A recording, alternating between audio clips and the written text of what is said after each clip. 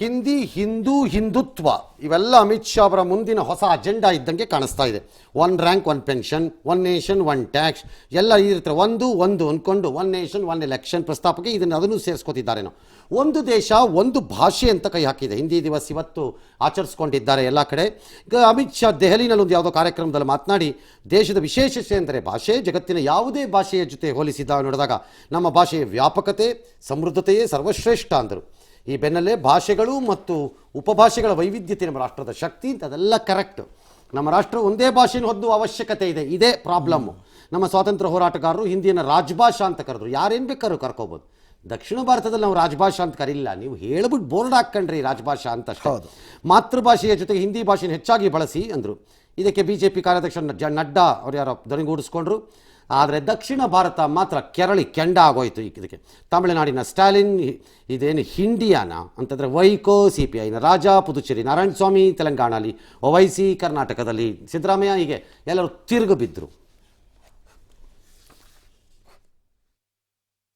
मुझे लगता है अनेक भाषाएं, अनेक बोलियां हमारी देश की सबसे बड़ी ताकत है, देश की सबसे बड़ी ताकत। परंतु जरूरत है कि देश की एक भाषा हो जिसके कारण विदेशी भाषाओं को जगह न मिले, और देश की एक भाषा हो। इसी दृष्टि को ध्यान में रखते हुए हमारे पुरखों ने, हमारे स्वतंत्र सेनानियों ने राजभाषा की कल्पना की थी, और राजभाषा के रूप में ಅಲ್ಲ ಸರ್, ಮೋದಿ ಏನೇ ಮಾಡಿದ್ರು ದೇಶದ ಜನ ಜೈ ಜೈ ಅಂತಾರೆ ಅಂತ ಅಂದ್ಬಿಟ್ಟು ತೀರಾ ಮಾತೃಭಾಷೆ ವಿಚಾರಕ್ಕೆ ಕೈ ಹಾಕಿದ್ರೆ ಗ್ರಾಂಟೆಡ್ ಆಟಿಟ್ಯೂಡ್ ಬಂದ್ರೆ ಅನುಭವಿಸ್ತಾರೆ ಅವತ್ತೋ ಒಂದಿನ. ಇವ್ರು ಹೇಳಿದ ಮಾತ್ರಕ್ಕೆ ನಾಳೆ ಅದು ಜಾರಿಗೆ ಬರೋಕ್ಕಾಗಲ್ಲ. ಓಕೆ ಆಯ್ತಾ, ಒಂದದು. ಎರಡನೇದು, ಇದು ಅದಷ್ಟು ಈಸಿ ಅಲ್ಲ. ನೀವು ರಾಷ್ಟ್ರಭಾಷೆ ಹಿಂದಿ ಅಂತಾರೆ, ನಾನು ರಾಷ್ಟ್ರಭಾಷೆ ಅಲ್ಲ ಅಂತ ಅವತ್ತು ಹೇಳ್ತೀನಿ, ಇವತ್ತು ಹೇಳ್ತೀನಿ. ಅದು ರಾಷ್ಟ್ರಭಾಷೆ ಅಲ್ಲ, ಅದು ಹಲವು ರಾಜ್ಯಗಳ ಭಾಷೆ, ಅದು ಹೆಚ್ಚಾಗಿ ಬಳಸಲ್ಪಡುವ ಭಾಷೆ. ಕಳೆದ ಸೆನ್ಸಸ್ ನಲ್ಲಿ 43% ಅಷ್ಟು ಜನ ಹಿಂದಿಯನ್ನು ಮಾತನಾಡ್ತಾರೆ ಅಂತ ಸೆನ್ಸಸ್ ಫಿಗರ್ಸ್ ಹೇಳುತ್ತೆ. ಅಂದ್ರೆ ದೇಶದ ಒಟ್ಟಾರೆ ಪಾಪ್ಯುಲೇಷನ್ ಅಲ್ಲಿ. ಹೌದು. ಯಾಕೆ ಅಂದ್ರೆ ಉತ್ತರ ಭಾರತದಲ್ಲಿ ನೀವು ಪಾಪ್ಯುಲೇಷನ್ ಜಾಸ್ತಿ ಮಾಡ್ಕೊಂಡಿದ್ದೀರಿ. ಹೌದು. ದಕ್ಷಿಣ ಭಾರತದಲ್ಲಿ ಪಾಪ್ಯುಲೇಷನ್ ಇಲ್ಲ, ಅದಕ್ಕಷ್ಟೇ. ಉತ್ತರ ಭಾರತದಲ್ಲಿ ಗುಜರಾತಿಗಳು ಸಾಮಾನ್ಯವಾಗಿ ಹಿಂದಿನೂ ಮಾತಾಡ್ಕೋತಾರೆ. ಹೌದು. ಅವರು ಬಿಹಾರಿ ಅವರ ಭಾಷೆಗಳ ಜೊತೆಗೆ ಹಿಂದಿನೂ ಮಾತಾಡ್ತಾರೆ. ಹಂಗಾಗಿ 43% ಇದೆ. ನಮಗ ಪ್ರಾಕ್ಟೀಸ್ ಇಲ್ಲ ಸೌತ್ನಲ್ಲಿ, ದಕ್ಷಿಣ ಭಾರತದಲ್ಲಿ ಹಂಗಾಗಿ ಇಲ್ಲ ಅಷ್ಟೇ. ರಾಜ್ಯಗಳನ್ನ ರಚನೆ ಮಾಡಿದ್ದು ಯಾವ ಆಧಾರದಲ್ಲಿ? ನೀವು ಪ್ರಾದೇಶಿಕತೆ ಮತ್ತು ಭಾಷಾ ಆಧಾರ. ಭಾಷೆನೇ, ಯಾವ ಪ್ರಾದೇಶಿಕತೆನೂ ಇಲ್ಲ. ಭಾಷೆಗಳ ಆಧಾರದ ಮೇಲೆ ರಾಜ್ಯಗಳನ್ನ ನೀವು ವಿಂಗಡಣೆ ಮಾಡಿದ್ರು. ಅದಾದ ಮೇಲೆ ದೇಶ ಒಂದು ಭಾಷೆ ಒಂದು ಅಂತಂದ್ರೆ ಯಾವ ಲೆಕ್ಕಾಚಾರ? ಯಾಕೆ ಮಾಡಿದ್ರು? ಒಪ್ಕೋತಾರೆ. ನೀವು ಹೇಳ್ಬಿಟ್ರೆ ಒಪ್ಕೊಂಡ್ಬಿಡ್ತಾರ? ಇಲ್ಲ, ಯಾವನು ನಾಳೆ ಬರೋದು ಇಲ್ಲ. ಆಯ್ತಪ್ಪ, ಫಸ್ಟ್ ಯಡಿಯೂರಪ್ಪನವ್ರು ಕಳ್ಸರಪ್ಪ ನೀವು ಆ ಭಾಷೆನ. ನೀವು BJP ರಾಜ್ಯ ಮುಖ್ಯಮಂತ್ರಿ, ನಿಮ್ಮ ಯಡಿಯೂರಪ್ಪನವ್ರು ಕಳ್ಸ್ಕೊಡಿ ಆ ಭಾಷೆ, ಆಮೇಲೆ ನಾವು ನೋಡ್ಕೋತೀವಿ. ನಾವು ಹೌದು, ಆಮೇಲೆ ನೋಡ್ಕೊಳ್ಳೋಣ ಬೇಕಾದ್ರೆ. ಯಾರಿಗೆ ಹೇಳ್ತೀರಿ ಇದನ್ನ? ಇವೆಲ್ಲ ನಡೆಯೋದು ಇಲ್ಲ, ಆಗೋದು ಇಲ್ಲ. ನಂಬರ್ ಒಂದು ದೇಶ ಒಂದು ಟ್ಯಾಕ್ಸು, ಕರೆಕ್ಟ್, ತಪ್ಪಲ್ಲ ಅದು. ಯಾಕಂದ್ರೆ ಒಂದೊಂದು ರಾಜ್ಯಗಳ ಸ್ಪರ್ಧೆಯಿಂದಾಗಿ ಹಲವಾರು ಏರುಪೇರುಗಳು ಆರ್ಥಿಕತೆಯೆಲ್ಲ ಆಗೋಗತ್ತದು. ಹಾಗಾಗಿ ಒಂದು ದೇಶ ಒಂದು ತೆರಿಗೆ ಇರಬೇಕು, ಸರಿ, ಅದು ಒಪ್ಕೊಳ್ಳೋಣ. ಈಗ ಒಂದು ದೇಶ ಒಂದು ಚುನಾವಣೆ ಅಂತಿದ್ರೆ ಹೇಗೆ ಅಂತ ಒಂದು ಪ್ರಶ್ನೆ ಬಂತು. ಒಂದರ್ಥದಲ್ಲಿ ಅದು ಒಳ್ಳೇದು ಅಂತ ಅನ್ಸತ್ತೆ. ದುಡ್ಡು ಗಿಡ್ಡೆಲ್ಲ ಪದೇ ಚುನಾವಣೆ ಅನ್ಕೊಂಡು 3 ಹೊತ್ತು ಅದೇ ಕೆಲಸ ಮಾಡ್ತಿರ್ತೀವಿ, ನಮಗೆ ಸಾಕಾಗಿ ಹೋಗಿರುತ್ತೆ. ಹೌದು, 3 ಹೊತ್ತು ಅದೇ ಕೆಲಸ, ಅದು ಒಪ್ಕೋಬಹುದು. ಆಯ್ತು, ಇದಕ್ಕೆಲ್ಲ ಕರೆಕ್ಟ್. ಆದ್ರೆ ಈ 1 ನೇಷನ್ 1 ಅನ್ನೋದನ್ನ ಎಲ್ಲದಕ್ಕೂ ವಿಸ್ತಾರ ಮಾಡಕ್ ಬರಲ್ಲ. ಉದಾಹರಣೆಗೆ ಆಯ್ತಪ್ಪ, 1 ನೇಷನ್ 1 ಡ್ರೆಸ್ ಅಂತ ಮಾಡ್ಬಿಟ್ರಪ್ಪ, ಎಲ್ಲರಿಗೂ ಯೂನಿಫಾರ್ಮ್ ಹಾಕಿಸ್ಬಿಟ್ರಪ್ಪ ದೇಶದಲ್ಲಿ. ಎಲ್ಲರಿಗೂ ಯೂನಿಫಾರ್ಮ್ ಹಾಕಿಸ್ಬಿಡಿ, ಒಂದು ಯೂನಿಫಾರ್ಮ್ ಸೆಲೆಕ್ಟ್ ಮಾಡ್ಬಿಟ್ಟು ಯೂನಿಫಾರ್ಮ್ ಹಾಕಿಸ್ಬಿಡಿ ಹಂಗಾರೆ ಎಲ್ಲರಿಗೂ. 1 nation 1 dress, 1 nation 1 culture, 1 nation 1 food ಮಾಡ್ಬಿಟ್ರಪ್ಪ. ಈ ದೇಶದಲ್ಲಿ ನಾನ್ ವೆಜ್ ತಿನ್ನೋರೆ ಅತಿ ಹೆಚ್ಚಿರೋದ್ರಿಂದ ಒಂದು ದೇಶ ಒಂದು ಫುಡ್ ಇದ್ರೆ ಒಳ್ಳೇದು ಅಂತ ಎಲ್ಲ ನಾನ್ ವೆಜ್ ಅವರೆಲ್ಲ ನಾನ್ ವೆಜ್ ಆಗಿ ಒಂದು ಆಹಾರ ಪದ್ಧತಿ ಅಂತ ಮಾಡ್ತೀವಿ. ಒನ್ನೇ ಎಕ್ಸ್ಟೆಂಡ್ ಮಾಡಬಾರ್ದು ಲಾಜಿಕ್. ಆಹಾರ, ಬಟ್ಟೆ, ಭಾಷೆ ಮತ್ತು ಹಬ್ಬ ಹರಿದಿನಗಳು, ಆಚಾರ ವಿಚಾರಗಳು, ಓಕೆ, ಇವೆಲ್ಲವೂ ಜೊತೆಯಾಗಿ ಹೋಗುವಂಥವು. ಕರೆಕ್ಟ್. ಭಿನ್ನ ಸಂಸ್ಕೃತಿ ಇರುವುದರಿಂದ ಭಾರತಕ್ಕೆ ಈ ವೈವಿಧ್ಯತೆ ಕಾಣಿಸ್ತಾ ಇರೋದು. ಹೌದು. ಏಕ ಸಂಸ್ಕೃತಿ ತಂದ್ರೆ ಆಗಲ್ಲ, ನಿಮ್ ಕೈಯಲ್ಲಿ ಆ ವಿಚಾರದಲ್ಲಿ ಆಗಲ್ಲ. ಏಕ ಸಂಸ್ಕೃತಿ ತರಬೇಕಾಗಿರೋ ಜಾಗಗಳಿದೆ. ಉದಾಹರಣೆಗೆ ಪಾಕಿಸ್ತಾನದ ಮೇಲೆ ನಾವು ಯಾವ್ದಾದ್ರು ನಿಲುವು ತಗೊಂಡ್ರೆ ಏಕಧ್ವನಿಯಾಗೇ ಭಾರತ ನಿಲ್ಲಬೇಕು. ಹೌದು, ಖಂಡಿತ, ಅನುಮಾನನೇ ಇಲ್ಲ ಅದರಲ್ಲಿ ಯಾವುದುವೆ. ಈ ದೇಶದಲ್ಲಿರುವ ಎಲ್ಲರಿಗೂ ಒಂದೇ ಕಾನೂನು ಇರಬೇಕು. ಯೂನಿಫಾರ್ಮ್ ಸಿವಿಲ್ ಕೋಡ್ ಅಂದ್ರೆ ಇರಬೇಕು.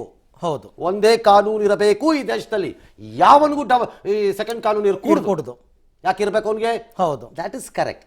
ಇದನ್ನ ಎಕ್ಸ್ಟೆಂಡ್ ಮಾಡಬೇಡಿ ತಂದು ಎಲ್ಲೆಲ್ಲಿಗೋ ಒಂದು ದೇಶ ಒಂದು ಭಾಷೆ, ಒಂದು ದೇಶ ಒಂದು ಬಟ್ಟೆ ಹಾಕ್ಬಿಟ್ರಪ್ಪ, ಜೈಲ್ ಟೈಪ್ ಎಲ್ಲಾರ್ಗು ಒಂದು ಡ್ರೆಸ್ಸನ್ನ, ಒಂದು ದೇಶ ಒಂದು ಆಹಾರ ಹಾಕ್ಬಿಡಿ. ಕರೆಕ್ಟ್. ನಾನು ಬರೀ ಬೆಳಗ್ಗೆ ಎದ್ದು 4 ಕಾಳು 3 ಇದು ಇಷ್ಟೇ ತಿನ್ನೋದು, ಎಲ್ಲರೂ ಅದೇ ಒಂದು ಮಾಡಿಬಿಡಿ, ಎಲ್ಲ ಒಂದೇ ಇರಲಿ. ಎಲ್ಲ ಇದು ದಬ್ಬಾಳಿಕೆ ಅಲ್ವಾ ಸರ್ ಇದು? ಆಮೇಲೆ ನೋಡೋಣ, ಈಗ ಆಗ್ಬಿಡಲ್ಲ, ಆಗಲ್ಲ.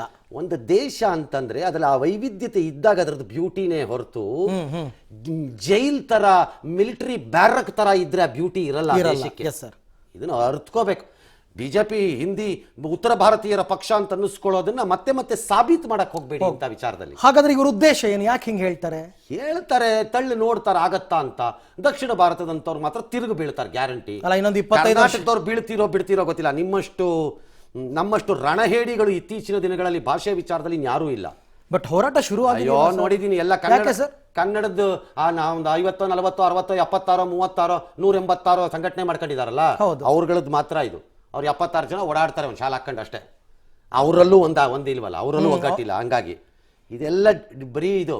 ಆದ್ರೆ ಉಳಿದ ರಾಜ್ಯಗಳು ಹಂಗಲ್ಲ.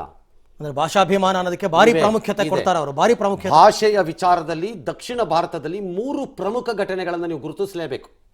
ನಂಬರ್ 1, ತಮಿಳುನಾಡಿನಲ್ಲಿ ಹಿಂದಿ ವಿರುದ್ಧವೇ ನಡೆದಂತಹ ಚಳವಳಿ. ನಂಬರ್ 2, ಕನ್ನಡದ ಉಳಿವಿಗಾಗಿ, ಕನ್ನಡತನದ ಉಳಿವಿಗಾಗಿ ಗೋಕಾಕ್ ಚಳವಳಿ ಕರ್ನಾಟಕದಲ್ಲಿ. 3ನೇದು, ನೇರವಾಗಿ ಭಾಷೆಗೆ ಸಂಬಂಧವಿಲ್ಲದಿದ್ದರೂ ಭಾವನೆಗಳಿಗೆ ಸಂಬಂಧಪಟ್ಟಂತಹ ತೆಲುಗುವಿನ ಅಸ್ಮಿತೆ, ತೆಲುಗುವಿನ ಪ್ರೈಡ್, ತೆಲುಗಿನ ಇದನ್ನ ಇಟ್ಟುಕೊಂಡು NT ರಾಮರಾಯರು ತೆಲುಗು ದೇಶವನ್ನ ಕಟ್ಟಿದ್ದಾರೆ. ಅಲ್ಲಿ ಈ 3 ಗುರುತಿಸಲೇಬೇಕು. ಕೇರಳ ಬಹುದೊಡ್ಡ ಇಲ್ಲದೆ ಇರಬಹುದಂತ ಚಳವಳಿ ಒಂದು. ಹಾಗಾಗಿ ದಕ್ಷಿಣ ಭಾರತದಲ್ಲಿ ರಾಜ್ಯಗಳು ತೋರಿಸಿವೆ ಭಾಷೆದು ಬುಡಕ್ಕೆ ಕೈ ಹಾಕಿ ನಮ್ಮ ಕುತ್ತಿಗೆ ತರ್ತಿದ್ದೀರಿ ಅಂತ ಗೊತ್ತಾದ್ರೆ ಏನಾಗತ್ತೆ ಅಂತ ನೀವು ಅನುಭವಿಸ್ತೀರಿ ಅಷ್ಟೇ. ಅದು ಅವ್ರ ಗಮನಕ್ಕೆ ಬಂದಿಲ್ವಾ? ಹಾಗಾದ್ರೆ ಬಿಟ್ಟಿದ್ಯಾ ನಮ್ಗೆ ಗೊತ್ತಿಲ್ಲ, ಬಂದಾಗ ನೋಡ್ಕೊಳ್ಳೋಣ ಅಷ್ಟೇ. ಈಗ ಸದ್ಯಕ್ಕಂತೂ ಇಲ್ಲ ನನ್ನ ಲೆಕ್ಕಾಚಾರದಲ್ಲಿ.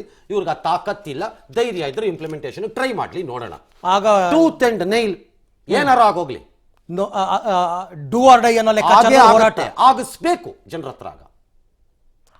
ಆಗಿಸ್ಬೇಕು ಆಗ ಜನರ ಹತ್ರ. ಬಹಳ ಸರಳ ಅಲ್ರಿ. ಅದಿಲ್ಲ ಅಂತಂದಾಗ ನಾವೆಲ್ಲಿದ್ದೀವಿ? ನಿಜ, ನಾವೇ ಇಲ್ವಲ್ಲ, ನಮ್ಮನ್ನೇ ನಾವು ಕಳ್ಕೊಂಡ್ಬಿಟ್ವಲ್ಲ, ನಮ್ಮ ಅಸ್ತಿತ್ವನೇ ಇಲ್ಲ ಅನ್ನೋ ಹಂಗಾಗ್ಬಿಡುತ್ತೆ. ಈಗ ನಿಮ್ ಚಿಕ್ಕಮ್ಮನ್ನೇ ನೀನ್ ಅಮ್ಮ ಅನ್ಕೊಂತಂದ್ರೆ ಅನ್ಕೋಬಹುದು. ನಾನು ಬೇಕಾರೆ ಒಳ್ಳೆ ಚಿಕ್ಕಮ್ಮ ಅಮ್ಮ ಆಗಲ್ಲ. ಆಗಲ್ವೇ ಅವರು ನಿಜ. ಅಮ್ಮ ಆಗ್ಬೋದೇನೋ, ಪಾಪ ಅವ್ರು ಒಳ್ಳೆಯವ್ರು ಇರ್ಬೋದು, ಬೇರೆ ವಿಚಾರ. ಅದಕ್ಕೆ ನಾವು ನಿಮ್ಗೆ ಹೇಳ್ತಿರೋದು, ನೀವು ಒಳ್ಳೆಯವರು ಅನ್ನೋದಕ್ಕೆ ನಮ್ಮ ಹತ್ರ ಪಟ್ಟಿಲಿದೆ. 1 ನೇಷನ್ 1 ಟ್ಯಾಕ್ಸ್, 1 ನೇಷನ್ ಒಂದಿದೋ, ಪಾಕಿಸ್ತಾನ ವಿಚಾರದಲ್ಲಿ ಬಂದ ತೀರ್ಮಾನಗಳು, ಅದೊಂದು ಎಲೆಕ್ಷನ್, ಈ ತರದ್ ಇದೆ. ಈ ಆರ್ಮಿನವ್ರಿಗೆ 1 ನೇಷನ್ 1 ಪೆನ್ಷನ್ ತಂದ್ರಿ, ನಮ್ಗಿದೆ ಗುಡ್. ಹಂಗನ್ಬಿಟ್ಟು ಎಲ್ಲಾನು ನೀವು ಅದಕ್ಕೆ ಆಗಲ್ಲ, ನಡೆಯಲ್ಲ, ನಡೆಯಕ್ಕಾಗೋದೂ ಇಲ್ಲ. ನಡ್ಸಕ್ ಅಟೆಂಪ್ಟ್ ಮಾಡಿ ಮಗದೊಂದು ಹೋರಾಟಕ್ಕೆ ನಾಂದಿ ಮಾಡ್ಕೊಡು ಆಗ್ಲೇಬೇಕು. ಮಾಡೋದಲ್ಲ, ಆಗ್ಲೂ ನೀವು ರಣಹೇಡಿಗಳ ಹತ್ರ ಕರ್ನಾಟಕದಲ್ಲಿ ಕುತ್ಕೊಂಡ್ರೆ ನಾವೇನು ಮಾಡಕ್ ಬರಲ್ಲ. ಅದಕ್ಕೆ ನಿಜ. ಆಗ್ಲಾದ್ರೂ ನಮ್ಮ ತನ ಏನು ಅಂತ ತೋರಿಸ್ಬೇಕಾಗುತ್ತೆ. Too early. ನನ್ನ ಪ್ರಕಾರ ಈ ಹಿಂದಿ ದಿವಸ್ನ ಆ ಉಮೇದಲ್ಲಿ ಒಂದು ಬಂದಿರೋ ಸ್ಟೇಟ್ಮೆಂಟ್ ಇದ್ದಂಗಿದೆ. ಪರ್ಸ್ಯೂ ಮಾಡೋ ಲಕ್ಷಣಗಳು ಕಾಣಿಸಿದ್ರೆ ತಿರುಗಿ ಬಿದ್ರಾಯ್ತಾಗ ನಾವು ಅದನ್ನ ಹಿಂದಿ ದಿವಸ ಮುಂದಕ್ಕೆ ಹೋಗೋಣ. ಹಿಂದಿ ಹೇರಿಕೆಗೆ ಆಸ್ಪದ ಇಲ್ಲವೇ ಇಲ್ಲ ಅಂತ ಮಾಜಿ ಮುಖ್ಯಮಂತ್ರಿಗಳಾದಂತಹ ಸಿದ್ದರಾಮಯ್ಯ, ಕುಮಾರಸ್ವಾಮಿ ಅವರು ಟ್ವೀಟ್ ಮಾಡಿದ್ದಾರೆ. ಸಿದ್ದರಾಮಯ್ಯ ಅವರು ಭಾಷೆಗಳು ಜ್ಞಾನದ ಕಿಂಡಿಗಳು, ಅದನ್ನ ಪ್ರೀತಿಯಿಂದ ಬೆಳೆಸಬೇಕೆ ಹೊರತು ಒತ್ತಡದ ಮೂಲಕ ಅಲ್ಲ. ನಮ್ಮ ವಿರೋಧ ಹಿಂದಿ ಎಂಬ ಭಾಷೆ ಬಗ್ಗೆ ಅಲ್ಲ, ಅದರ ಬಲವಂತದ ಹೇರಿಕೆಗೆ. ಹಿಂದಿ ರಾಷ್ಟ್ರ ಭಾಷೆ ಅನ್ನೋ ಸುಳ್ಳು ಪ್ರಚಾರವನ್ನ ನಿಲ್ಲಿಸಲಿ ಅಂತಂದ್ರೆ ಕುಮಾರಸ್ವಾಮಿ ಅವರು ಸಂವಿಧಾನದಲ್ಲಿ ಹಿಂದಿ ಜೊತೆ ಅಧಿಕೃತ ಭಾಷೆ ಅನ್ಸ್ಕೊಂಡ್ರೆ ಕನ್ನಡ ಭಾಷಾ ದಿವಸವನ್ನ ಯಾವತ್ತು ಆಚರಣೆ ಮಾಡ್ತೀರಿ ಹೇಳಿ ನರೇಂದ್ರ ಮೋದಿ ಅವರು ಅಂತ ಕೊಟ್ಟಿದ್ದಾರೆ.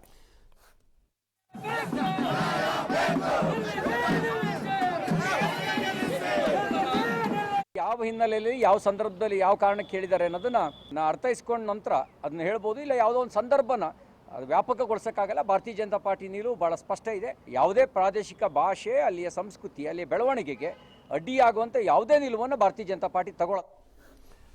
ನಾವು ಹಿಂದಿ ಭಾಷೆ ವಿರುದ್ಧ ಅಲ್ಲ ಅನ್ನೋ ಸ್ಟೇಟ್ಮೆಂಟ್ ಸರಿ ಸಿದ್ದರಾಮಯ್ಯನವರು. ನಾವು ಆಗ್ಬೇಕಾಗೂ ಇಲ್ಲ, ನಾಟ್ ನೆಸೆಸರಿ. ನಮ್ಗೆ ಯಾಕೆ ಆಗೋದೇ ಆಗಿದ್ದಿದ್ರೆ ಕನ್ನಡದ ಓಂ ಪ್ರಥಮವನ್ನು ಕಲಿತುಕೊಳ್ಳದೆ ಬೆಂಗಳೂರಿನಲ್ಲಿ 25 ವರ್ಷ ದಿಮ್ರಂಗ ಅಂತ ಜೀವನ ಮಾಡಿರುವ ಉತ್ತರ ಭಾರತೀಯರು ಬದುಕಕ್ಕೆ ಆಗ್ತಿರಲಿಲ್ಲ. Yes sir. ಇವತ್ತಿಗೂ ಈ ಕ್ಷಣಂತಹ ದುರಭಿಮಾನಿಗಳಾಗೋಗಿದ್ದಿದ್ರೆ ಜನಮಾನಸದಲ್ಲಿ ಎಲ್ಲ 1-4 ಜನ ಆ ರೀತಿ ಏನಾದ್ರು ಸಮಸ್ಯೆ ಆಗಿರ್ಬೋದು, ಬಿಟ್ಟಿರ್ಬೋದು ಅಷ್ಟೇ. ಬದುಕಕ್ಕೆ ಆಗ್ತಿರ್ಲಿಲ್ಲ. ಹಾಗಾದ್ರೆ ನಿಜ, ಅವ್ರನ್ನ ಅಟ್ಟಾಡ್ಸ್ಕೊಂಡು ಓಡಿಸ್ಬಿಡ್ತಿದ್ರು. ಹಂಗಾರೆ ಬೆಂಗಳೂರು ಅಂತ ಹುಡುಕೊಂಡು ಓಡ್ ಬರ್ತಾರೆ, ಇವತ್ತಿಗೂ ಹುಡುಕೊಂಡು ಓಡ್ ಬರ್ತಾರೆ. ಹಂಗಾಗಿ ಅದಲ್ಲ. ಎರಡನೇದು, ಈಗ ಇವರೇನೋ ಹೇಳಿದ್ರು ಅದು ಯಾವ ಹಿನ್ನೆಲೆ ಪನ್ನೆಲೆ ಅಂತ. ಹಿನ್ನೆಲೆನೂ ಇಲ್ಲ, ಪನ್ನೆಲೆನೂ ಇಲ್ಲ. ನಿಮಗೆ ಹಿಂದಿ ಬೇಕಾ, ನಿಮ್ಮ ಉತ್ತರ ಭಾರತದಲ್ಲೋ ಎಲ್ಲ ಬೇಕಾ, ನೀವು ಏನು ಬೇಕಾದ್ರೂ ಮಾಡ್ಕೊಳ್ಳಿ, ಯಾವನ್ ಬೇಡ ಅಂದಿರೋ ನಿಮ್ಮ ಆಯ್ಕೆ ಅಷ್ಟೇ, ನಿಮ್ಮ ಆಯ್ಕೆ ಅದು. ನಿಮಗೆ ಬೇಕಾದ್ರೆ ಕಲಿ ಅಷ್ಟೇ. ಬಟ್ ಅದರಲ್ಲಿ ದಕ್ಷಿಣ ಭಾರತದಲ್ಲಿ ತ್ರಿಭಾಷಾ ಸೂತ್ರ ಒಪ್ಪಿದ್ದೇ ತಪ್ಪು ನನ್ನ ಪ್ರಕಾರ. ನನ್ನನ್ನು ಸ್ಟ್ರಿಕ್ಟ್ ಆಗಿ ಕೇಳಿದ್ರೆ ಓಕೆ, ದಕ್ಷಿಣ ಭಾರತದ ರಾಜ್ಯಗಳು ತ್ರಿಭಾಷಾ ಸೂತ್ರನೇ ಒಪ್ಪಬಾರ್ದಾಗಿತ್ತು. ಅವತ್ತೇ ಮಾಡಿದ್ದ ಮೂರ್ಖತನ ಅದು. ನಮ್ಮದು ದ್ವಿಭಾಷಾನೇ ಇರಬೇಕಾಗಿತ್ತು, ತ್ರಿಭಾಷಾ ಬೇಕಿರಲಿಲ್ಲ, ಇರಲೇಬಾರ್ದಾಗಿತ್ತು ನಮ್ದು. ಬಟ್ ಬೇಕಾದ್ರೂ ಆಪ್ಷನಲ್ ಇರಲೇಬಾರ್ದು. ನಮ್ದು ಶಿಕ್ಷಣ ಮತ್ತು ಉದ್ಯೋಗದಲ್ಲಿ ದ್ವಿಭಾಷಾನೇ ಇರಬೇಕಾಗಿತ್ತು ನಮ್ದು. ನಾವು ತ್ರಿಭಾಷಾ ಒಪ್ಪಿದ್ದೇ ತಪ್ಪು. ಫಸ್ಟ್ ಅಂದ್ರೆ ಆಗಿನ ರಾಷ್ಟ್ರೀಯ ಶಿಕ್ಷಣ ನೀತಿನೇ ತಪ್ಪು. ನಾವು ಅದನ್ನೇ ಒಪ್ಪಬಾರ್ದು. ನಮಗ್ ಬೇಡ ನಿಮ್ ತ್ರಿಭಾಷಾ ಸೂತ್ರ. ಈಗ ಒಳಕ್ ಬಿಟ್ಕೊಂಡು ಈಗ ನಾವು ಈಗ ಅಳ್ತಾ ಇದ್ದೀರಿ ನೀವು ಕೂತ್ಕೊಂಡು. ಕರೆಕ್ಟ್. ಈಗ ಒಳಗ್ ಬಿಟ್ಕೊಂಡು ಈ ಕಡೆ ಇದಾದ್ರೆ ಹಿಂದಿ ದಿವಸ್ ಅಂತಾರೆ, ಇನ್ನೊಂದು ಕಡೆ ಬ್ಯಾಂಕಲ್ಲಿ ಎಕ್ಸಾಮ್ಗಳಿಗೆ ಕನ್ನಡದಲ್ಲೂ ಬರೀಬಹುದು, ಪ್ರಾದೇಶಿಕ ಭಾಷೆಯಲ್ಲಿ 13 ಭಾಷೆ ಯಾವುದೋ 16 ಭಾಷೆನೋ ವಾಟ್ ಎವರ್ ಇಟ್ ಈಸ್ ಅಂತ ಎಲ್ಲ ಹೇಳಿದ್ದಾರೆ. 16ನೇ ತಾರೀಕು ಎಕ್ಸಾಮು ನೀವು ಬೇಕಾದ್ರೆ ಬರೀಬಹುದು ಅಂತ ಪರಿಷ್ಕೃತ ಆದೇಶವನ್ನು ಹಣಕಾಸು ಇಲಾಖೆ ಹೊರಡಿಸಿದೆ. ಓಕೆ, ಒಂದು ಕಡೆ ಇದು, ಇನ್ನೊಂದು ಕಡೆ ಇದು, ಇನ್ನೊಂದು ಕಡೆ ಇನ್ನೊಂದು. ಅಂದ್ರೆ ಕಡ್ಡಿ ಆಡಿಸಿ ನೋಡ್ತಾ ಇರ್ತಾರೆ ಕೆಲವರು. ಸರಿ, ದ್ವಂದ್ವನಿಲ್ಲ, ಏನು ನೋಡೋಣ, ಚೆಕ್ ಮಾಡೋಣ ಅಂತ ಸುಮ್ಮನೆ. ಅದಕ್ಕೆ ದಕ್ಷಿಣ ಭಾರತದವ್ರು ಬರಬೇಕು. ನಾವು ಹೊಸ ಚಳವಳಿ ಸ್ಟಾರ್ಟ್ ಮಾಡಬೇಕು. ದಕ್ಷಿಣ ಭಾರತದ 4 ರಾಜ್ಯಗಳು, ಯಡಿಯೂರಪ್ಪನವ್ರಿಗೆ ಹೋಗಕ್ಕೆ ಧೈರ್ಯ ಇಲ್ಲ ಬಿಡಿ ಅಂತ ಸಭೆಗಳಿಗೆಲ್ಲ, ಅವ್ರಿಗೆ ಧೈರ್ಯ ಇರಲ್ಲ. ಅವ್ರದೇ ದಕ್ಷಿಣ ಭಾರತದ ರಾಜ್ಯಗಳು ಸೇರ್ಕೊಂಡು ನಮಗೆ ತ್ರಿಭಾಷಾ ಬೇಡ ಅಂತ ಮಾಡಬೇಕು. ಓಕೆ, ನಮಗೆ ಹೊಸದಾದಂತ ಶಿಕ್ಷಣ ನೀತಿ ಬೇಡ, ನಮಗೆ ಮಾಡ್ಕೋತೀವಿ, ದ್ವಿಭಾಷಾ ಸಾಕು ನಮಗೆ. ನೀವೇನಾದ್ರು ಮಾಡ್ಕೊಳ್ಳಿ, ನೀವು ಹಿಂದಿನಾರು ಇಟ್ಕೊಳ್ಳಿ, ಇನ್ನೊಂದಾರು ಇಟ್ಕೊಳ್ಳಿ. ನಮ್ಗೆ ಹಿಂದಿ ವಿರೋಧ, ನೀವೇನಾದ್ರು ಮಾಡ್ಕೊಳ್ಳಿ, ನೀವು ಇಷ್ಟ ಬಂದಾಗ ಮಾಡ್ಕೊಳ್ಳಿ. ಓಕೆ, ನಮ್ಮ ಮೇಲೆ ಹೇರಬೇಡಿ. ನಮಗೆ ದ್ವಿಭಾಷಾ ಸಾಕು. ಫಾರ್ ಎಕ್ಸಾಂಪಲ್, ಹಿಂದಿ ಭಾಷೆ ಇವತ್ತು ರಾಷ್ಟ್ರ ದಿವಸ್ ಅಂತ ನಾವು ಹಿಂದಿ ದಿವಸ್ ಅಂತ ಆಚರಿಸ್ತೀವಿ. ಯಾವ ದುಡ್ಡದು? ಟ್ಯಾಕ್ಸ್ ದುಡ್ಡು. ಟ್ಯಾಕ್ಸ್ ದುಡ್ಡಲ್ಲಿ ನಮ್ದು ಭಾಗ ಇದೆಯಲ್ಲ. ಹೌದು. ಹಂಗ ನಮ್ಮ ಭಾಷಾ ದಿವಸ ಯಾಕೆ ಮಾಡಬಾರ್ದು? ಮಾಡಿ ಯಾಕೆ ಮಾಡಬಾರ್ದು? ನೀವು ಕರೆನ್ಸಿನಲ್ಲಿರೋ ಎಲ್ಲಾ ಭಾಷೆದು ಮಾಡಿದ್ರೆ ಅದಕ್ಕಿಲ್ಲ. ಅದಕ್ಕೆ ಈಗ ಈ ನಾನು ಬಾವುಟಕ್ಕೆ ಅಂದೆ, ರಾಜ್ಯಗಳ ಬಾವುಟ ಅನ್ನೋದು ಸಾಂಕೇತಿಕವಾಗಿ ಹೊರತು ದೇಶದ ಬಾವುಟ ಆಗ್ಲಿಕ್ಕೆ ಆಗಲ್ಲ. ನಿಜ. ನೀವು ಭಾಷೆ ಇಲ್ಲ ಹಿಂದಿ ಅಂತಂದ್ರೆ ಆಗಲ್ಲ, ಅಷ್ಟೇ. ಬಹಳ ಸರಳ, ಆಗಲ್ಲ ಅಷ್ಟೇ. ಬಟ್ ಅಷ್ಟು ನೋಡ್ಕೊಳ್ಳೋಣ, ಅದ್ ಏನ್ ಮಾಡ್ತಾರೆ ಮಾಡಿ. ಕರ್ನಾಟಕದವ್ರು ಆಗ್ಲೂ ಪ್ರತಿಕ್ರಿಯೆ ಕೊಡಲ್ಲ ಅಂದ್ರೆ ನಿಮ್ಮ ಮನೆ ಬರ ಅಂತ ಬಿಟ್ಕೋಬೇಕು. ಇದೇ ನಾಳೆಗಂತೂ ಆಗಲ್ಲ, ನಾಳೆಗಾಗಲ್ಲ. ಅದೇ ನಾಳೆಗೆ ಆಗ್ಬಿಡುತ್ತೆ ಅಂತ ಭಯ ಏನಿಲ್ಲ. ಬಟ್ ಎಕ್ಸಾಮ್ 16ನೇ ತಾರೀಕಿದೆ ಬ್ಯಾಂಕು ಅಂತಿದ್ದಾರೆ, ಅದನ್ನ ಕನ್ನಡದಲ್ಲಿ ಬರಿಬಹುದು ಅಂತಿದ್ದಾರೆ. ಈಗ ಹೇಳಿರೋದ್ರಿಂದ ನಿಮ್ ಕೈಲಿ ಎಷ್ಟು ಬರೆಯಕ್ಕಾಗತ್ತೋ ಏನೋ ನನಗೆ ಗೊತ್ತಿಲ್ಲ. ಕ್ವಶನ್ ಪೇಪರ್ಸ್ ಎಲ್ಲ 3 ದಿನನೋ 4 ದಿನ, ನೀವು 4 ದಿನದಲ್ಲಿ ಏನ್ ಕನ್ನಡ ಮಾಡ್ತಾರೆ ಟ್ರೈ ಮಾಡಿ. ಆದವ್ರಿಗೆ ಕಾನ್ಫಿಡೆನ್ಸ್ ಇದ್ರೆ, ವಿಶ್ವಾಸ ಇದ್ದವರು ಇದು ಅಟ್ಲೀಸ್ಟ್ ಮುಂದಿನ ಎಕ್ಸಾಮ್ಗಾರು ತಯಾರಿ ಮಾಡ್ಕೊಳ್ಳಿ ಕರ್ನಾಟಕದಲ್ಲಿ. JDS ನ ಜಟಾಪಟಿ ಮುಂದುವರೆದಿದೆ. ಗುಬ್ಬಿ ಶ್ರೀನಿವಾಸ್ ಪಟ್ಟಿಗೆ ಶ್ರೀನಿವಾಸ GT ದೇವೇಗೌಡ ಪಟ್ಟಿಗೆ ಈಗ ಮಹದೇವ್ ಸೇರಿದ್ದಾರೆ. GTD ಜೊತೆ ಉತ್ತಮ ಸಂಬಂಧ ಹೊಂದಿರುವ ಮಹದೇವರೀಗ JDS ನಾಯಕರ ಸಂಪರ್ಕಕ್ಕೆ ಸಿಗ್ತಿಲ್ವಂತೆ. ಮೊನ್ನೆ ಟೀಕಿಸಿದ ರೇವಣ್ಣ ವಿರುದ್ಧ KRಪೇಟೆ ಅನರ್ಹ ಶಾಸಕ ನಾರಾಯಣಗೌಡರು ಇವತ್ತು ನನ್ನ ಕೆಣಕ್ಬೇಡಿ, ಎಲ್ಲ ಕಾಂಟ್ರಾಕ್ಟರ್ಸ್ಗೆ ನಿಮ್ಮ ಬಂಡವಾಳ ಗೊತ್ತಿದೆ. DKC ಸಿದ್ಧಾರ್ಥ ಬೆಳೆಯೋದನ್ನು ಸಹಿಸೋಕೆ ಇವ್ರ ಕುಟುಂಬ ಆಗಲಿಲ್ಲ. JDSನ 20 ಶಾಸಕರು ಬಿಟ್ಟೋಗ್ತಾರೆ, ನೋಡ್ತಾ ಇರಿ ಅಂದ್ರೆ ಚಲೋ ಸಮಯ. ಹೌದು ಅವ್ರು ಹೇಳ್ತಿರೋದಲ್ಲ ಸರಿ ಅಂತ ಅಂದಿದ್ದಾರೆ. ದೇವೇಗೌಡರು ತಿರುಗೇಟ್ ಕೊಟ್ಟು DKC ವಿಚಾರ ಹಾಗೂ JDS ಬೇಗುದಿ ಬಗ್ಗೆ ಒಂದು ಸ್ಪಷ್ಟನೆಯನ್ನು ಕೊಟ್ಕೊಂಡಿದ್ದಾರೆ.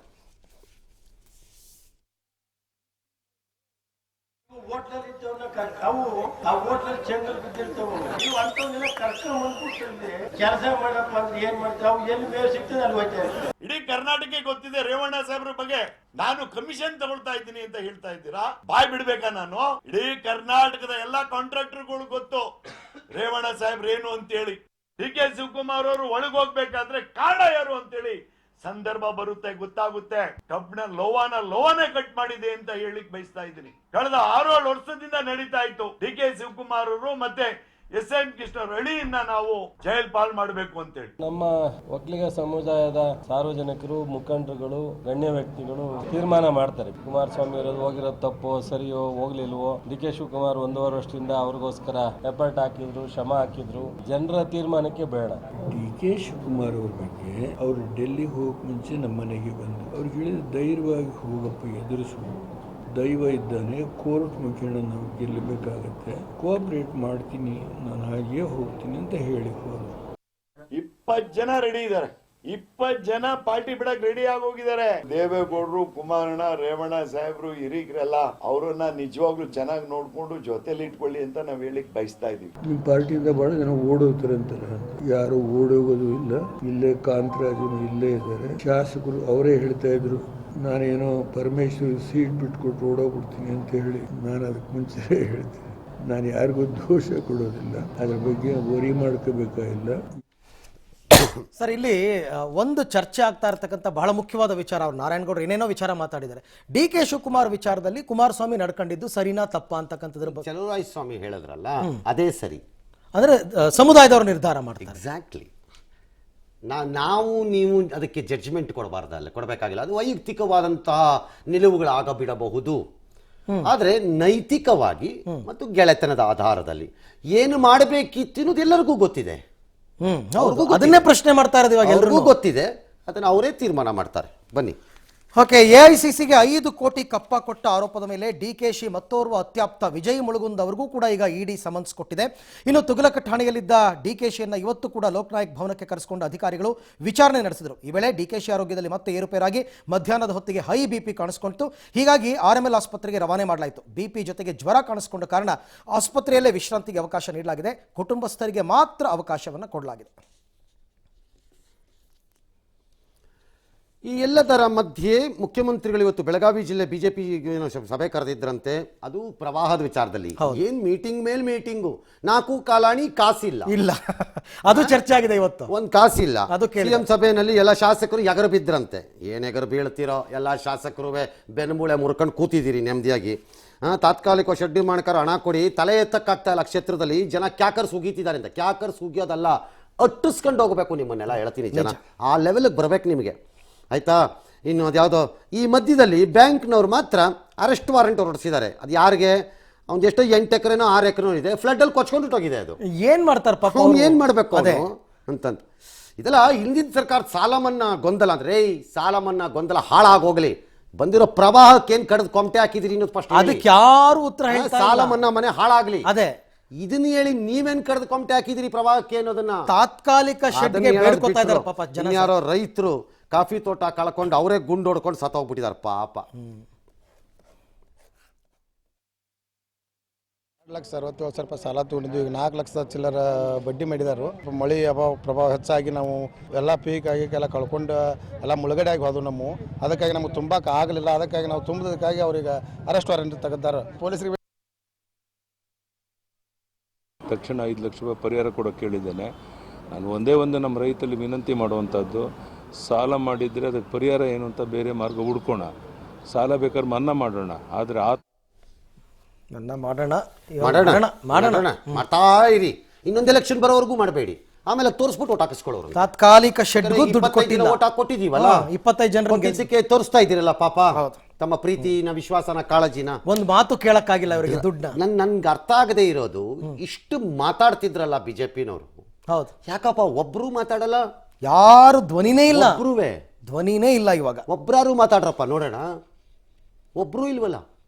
ಗೆದ್ದುಬಿಟ್ಟು ಎಲ್ಲ ಸೈಲೆಂಟ್ ಆಗ್ಬಿಟ್ಟು. ಯಾರು ಗೆದ್ದಿಲ್ಲ. ಲಾಟ್ರಿ ಟಿಕೆಟ್ ಹೊಡೆದು ಸರ್ಕಾರ ಮಾಡಿರೋದು ನೀವು. ಲಾಟ್ರಿ ಸರ್ಕಾರ ಇದು ಅಲ್ಲ. ಲೋಕಸಭೆನಲ್ಲಿ ಗೆದ್ದಿದ್ದು ಅಷ್ಟೇ, ಗೆದ್ದವರು ಸೈಲೆಂಟ್ ಆಗ್ಬಿಟ್ರು ಎಲ್ರು.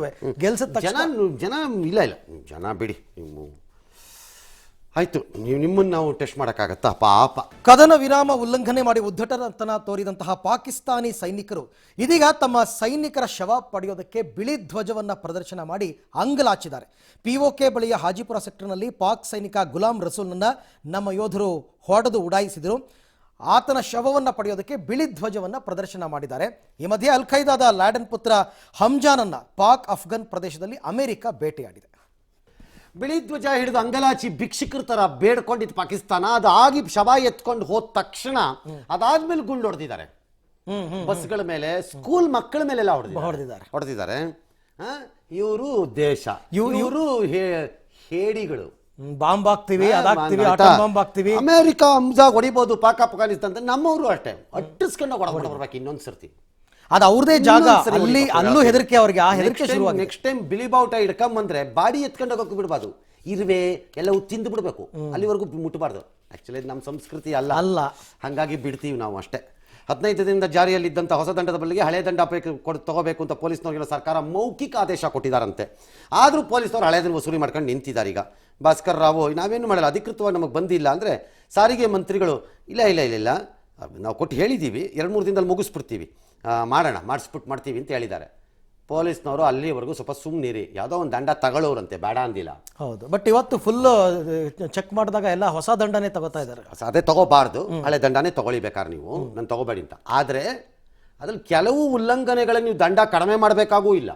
ಗುಂಡ ಕೂಡ್ಸೋನ್ ಯಾಕ್ರಿ ದಂಡ ಕಡಿಮೆ ಹೌದು ಹೌದು ಮಾಡಬೇಕು? ಕರೆಕ್ಟ್ ಹೌದು. ಫುಟ್ಪಾತ್ ಮೇಲೆ ಬರೋನ್ ಯಾಕ್ರಿ ದಂಡ ಕಡಿಮೆ ಮಾಡಬೇಕು? DLA ಎತ್ಕೊಂಡು ಹೋಗಲ್ಲ ಅನ್ನೋನ್ ಯಾಕ್ರಿ ನೀವು ದಂಡ ಇದು ಮಾಡ್ತೀರಿ? ವೀಲಿಂಗ್ ಮಾಡ್ಕೊಂಡು ಹೋಗೋರು.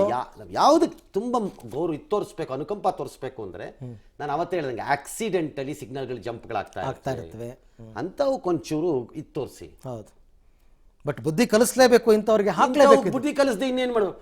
ಹೆಲ್ಮೆಟ್ಗೆ ಇಷ್ಟು ದುಡ್ಡು ಹಾಕ್ತಾ ಇದೀವಿ ಅಂದ್ರೂ ನಾನು ಹೆಲ್ಮೆಟ್ ಹಾಕಳದೆ ಹೋಗ್ತೀನಿ ಅನ್ನೋದಾದ್ರೆ ನೀವೆಂತವ್ರು ಇರಬೇಕು? ಹೌದು ಕರೆಕ್ಟ್. ಮುಂದಕ್ಕೆ ಹೋಗೋಣ. ವೇತನ ಪರಿಷ್ಕರಣೆ ಖುಷಿಯಲ್ಲಿರೋ ಪೊಲೀಸರಿಗೆ ಇನ್ಮೇಲೆ ಹುಟ್ಟು ಹಬ್ಬಕ್ಕೆ ರಜೆ ಕೊಡಬೇಕು, ಆಯುಕ್ತರ ಕಚೇರಿಯಿಂದ ಗ್ರೀಟಿಂಗ್ಸ್ ಕಳಿಸಬೇಕು ಅಂತ ಬೆಂಗಳೂರು ಪೊಲೀಸ್ ಕಮಿಷನರ್ ಈಗ ಹೊಸ ಆದೇಶವನ್ನು ಕಳಿಸಿದ್ದಾರೆ. ಒಳ್ಳೆ ನ್ಯೂಸು ಕೊಡಿ ಹುಟ್ಟದ ಬುದ್ಧಿನ ಬೇಡ ಅಂದವ್ರು ಯಾರು.